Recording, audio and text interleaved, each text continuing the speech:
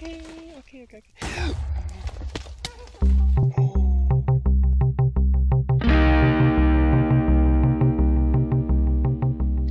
Hello!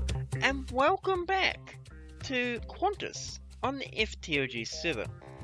In the last episode, we had to go up the dragon, and I started playing with some doors.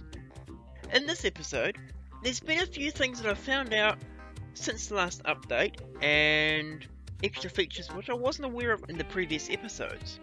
And so I don't know where to put these, so I thought I'd make a generic episode to cover them all off. So, let's get started. Okay, so before we get too far into this, I thought I'd show you what I've done in the base. As you can see, there's now a big channel through the middle. Over at the end there is the spillway that we made in a previous episode, and we've got the minecart track for the spawn area still along here. Hasn't really changed much, although I will get to something that you might be able to just see in a moment. And I've cleaned up the water that was dropping down there. It's no longer going over. That's flowing down onto there. And the channel goes all the way over to here, continues through into the tunnel, and continues out into the little river that was previously there. I've still got a few things I wish to do in this area, but it's looking a lot more like my plan for the area. Over here I have done some work on the walkway to spawn. Not a lot really past the walkway. I filled in the piece that was going to the spawn track over here, because in theory, of course, that will be all minecart, and you'll also see I've made some changes there in a moment. But of course, outside here is all the same as it was before. Over here, if we go back this way, these are just the standard oak doors that were previously there, although I've added another one. You'll notice that when I open them, they auto-close. Now to do that, all you got to do, of course, is just add them to the door factory. So as I showed in the previous episode, if you add a door into the door factory and click modify, you can change the settings on it. So all I've done is added them in and set them to have auto close time. This is done to both doors. Now, in here, of course, I'm slowly moving out of here. Still quite a bit left to move. Interesting thing I found out is you can actually walk through armor stands. Now, I wasn't aware of that, but you can just walk through here. So a little hidden secret door there. Haven't done anything with that piece of tunnel yet. That's on my list of things to do. But if we go through here, I've spent some time upgrading the spawn track area. And we can run down here. Normally, of course, you'll be done minecart, so this will go a bit faster.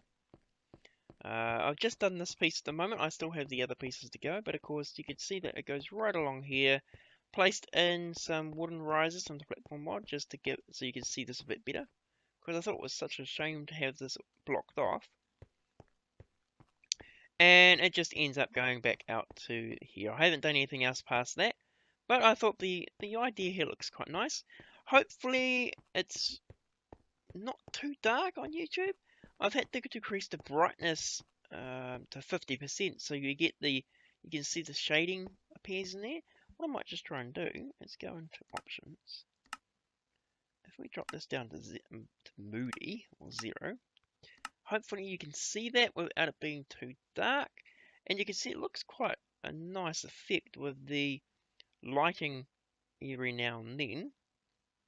But I have, unfortunately, as YouTubers, we have to really record at 100%, which doesn't look that great. So I'm going to set the 50. Hopefully this video comes out all right. If not, I'll have to either do a post, or of course the next episode will be back at 100% anyway.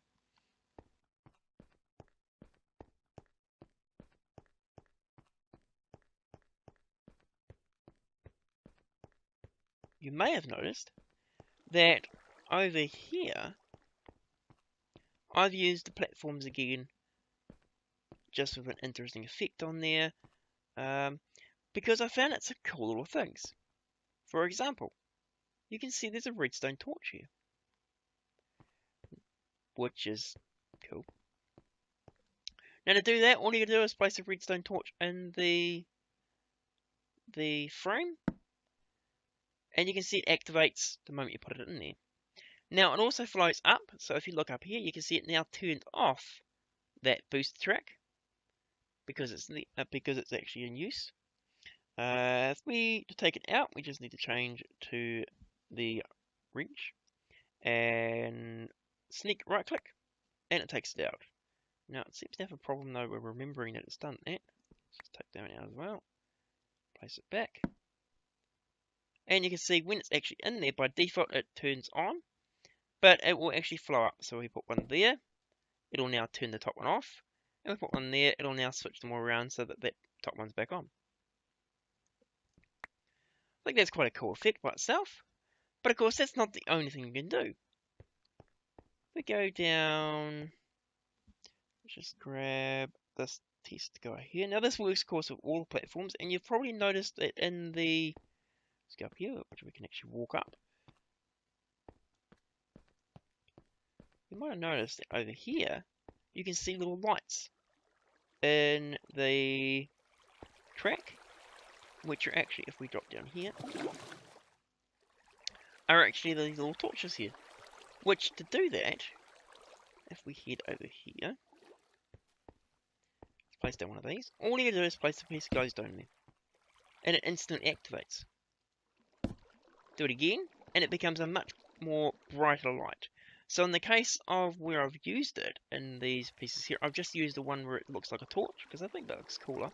And it doesn't give off a complete amount of light. Placing it, of course, will do that. Once again, to take it out, we just go back into the monkey wrench.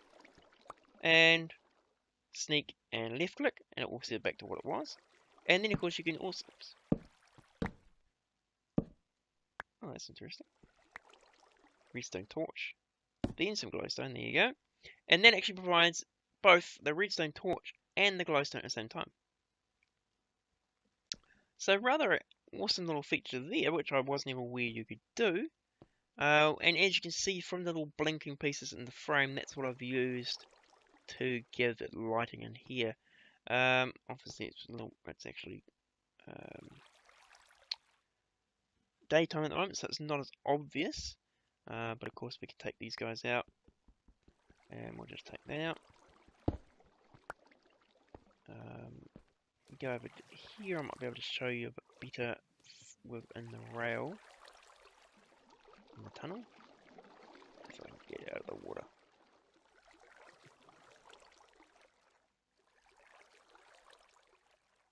And of course you can still climb up them. And we'll go down here and we'll just I'll show you how bright it becomes. That's actually a torch down there, but you can put it there, and you can see how it gets quite light in here. Do it again, and it just becomes that little bit more lighter. I don't know if it's actually got a range on it, but still a pretty cool feature that you can do that. In here, we had a little bit of a quick glimpse at this in the previous episode when I was talking about the end of the dragonflight, and I was taking out the glass with the architect chisel, which, if you didn't know, actually works as silk touch. So instead of breaking the glass and turning it into shard, it will actually break the glass and return you the glass block, which is quite cool.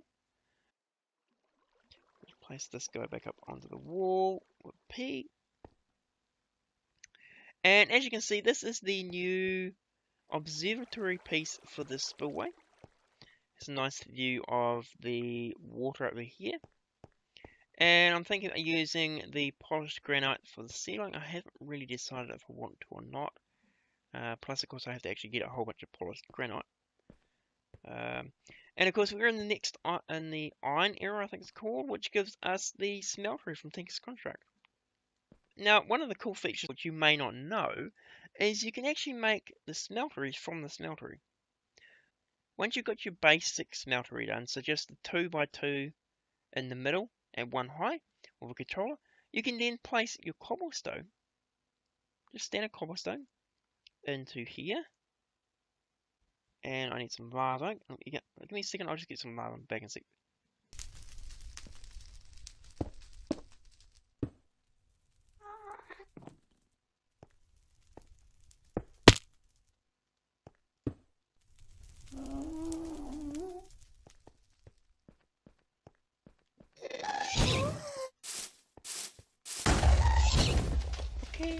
Okay.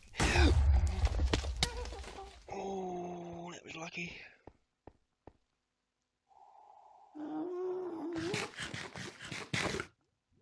Not down.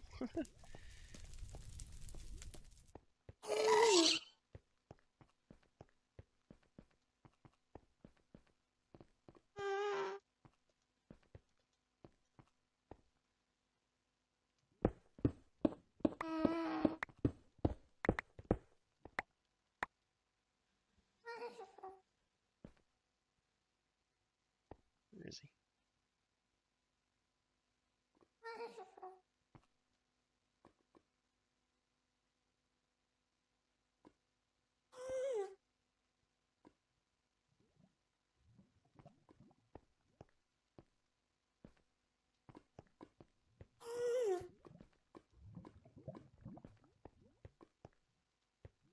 Chicken?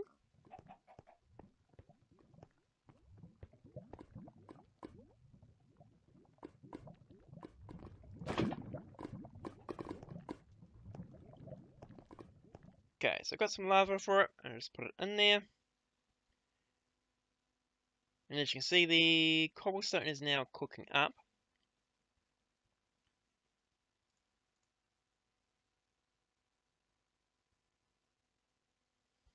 And we now have one block of said stone. Now, of course, the normal way you would make the said brick, which is these guys here, would be you would use sand and clay. But of course, once you've got your basic place in place, you can just actually click on there. That'll make you 1 ingot, 2 ingots, 3 ingots, 4 ingots. And that should empty us out. Yes, it does. And of course, for anybody who's actually made the smeltery before, you need 4 ingots to make yourself a seed brick. So, if you weren't aware of that, it's quite a useful thing to know.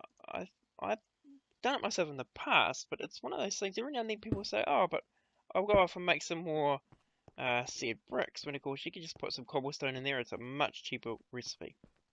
Now, another thing I found with a platformer is that if you've got some excess blocks, for example, I've made 4 wooden frames here.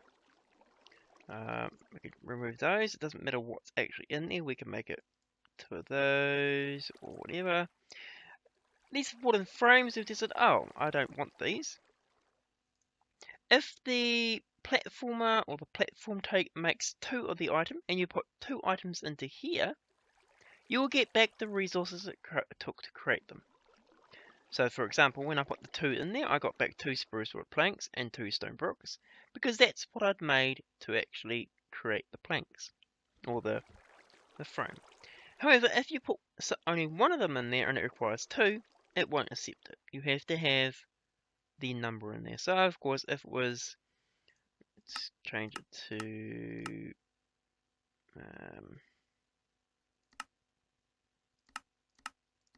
is there anything that makes 1? No, it doesn't look like it. Oh, that's right. So if you had a handrail on there, you would have to have 4 handrails to make back the items that you're actually to get back the original blocks. So another useful thing to know. Of course, I place it in there.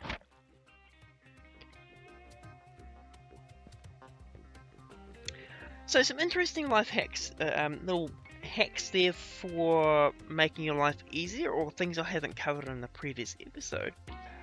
this is probably going to be a little shorter than I expected, because the next project I was actually going to do, looking at the footage, took a lot longer, and I'm probably going to have a whole episode just for that. So what I'm going to do is I'm going to end it here. If you've enjoyed the episode or learned anything from it, please do hit that like button.